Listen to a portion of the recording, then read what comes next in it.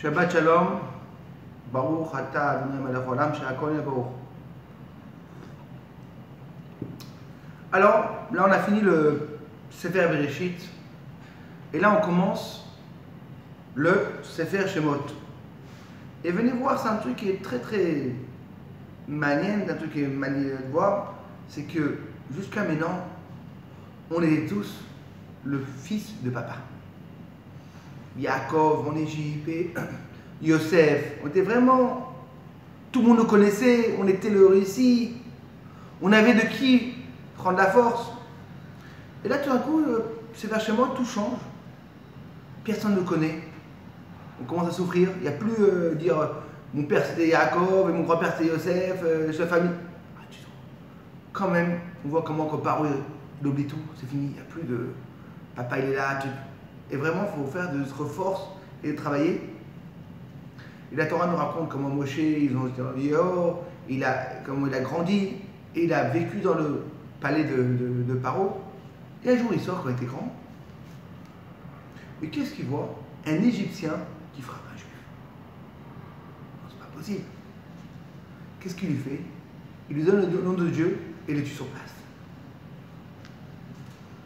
Et il part. Le lendemain, il voit deux Juifs qui se disputent. Il dit, mais pourquoi tu lui frappes ton copain?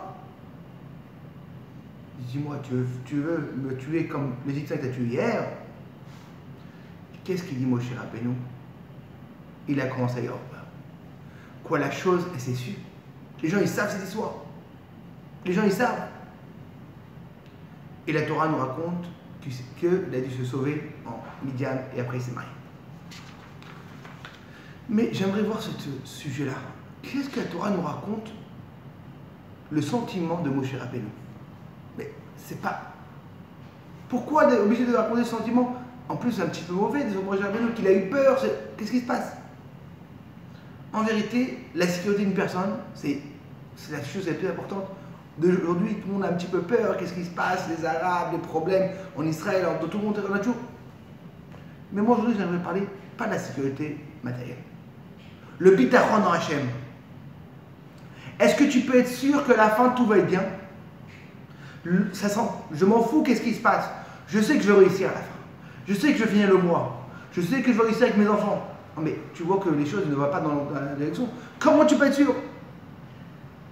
Comment une personne il peut être relax? Il fait le matin, il prend son petit café, relax. Comment? Comment tu es sûr que Dieu va utiliser le midat, la chose de la bonté, du chesed, et il va te sauver, comme le fils Chavodot? Comment tu es sûr que Dieu va venir te sauver? Dans chaque moment, il va toujours utiliser cette midat de quoi? De chesed, de bonté. Mais le problème, c'est possible qu'il y ait quoi? Il y a un décret au-dessus. Et Dieu veut te punir. Et comme on dit, on sait que quoi? Est-ce qu'il n'y a pas le problème de quoi? De srar veronesh, de punition et de bonté? C'est que même chez les parents, mais même chez Hachem, c'est possible que là tu leur vois la punition. Comment une personne il est tout relax, il est là?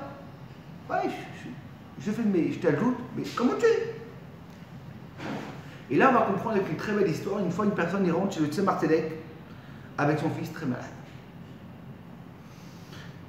Et qu'est-ce que lui dit le rabbi? Tarshov tov yetov. Pense bien, ça sera bien. Et la fin, bon, je sais tout. Mais venez, on va prendre l'histoire. C'est que quand une personne il a le bitachon dans Hachem, il est sûr, c'est soudé. C'est pas sur la vérité de la chose. Une personne, il peut changer la création. Il peut changer qu'est-ce qu'il y a dans ce monde-là. Et il fait une nouvelle création, il fait une nouvelle chose. Quand une personne a un problème, et il sait qu'il a un décret d'en haut, quand une personne a le bitachon dans Hachem, il a la sûreté dans Hachem, il peut changer la chose. Oui, mes amis. Il peut changer.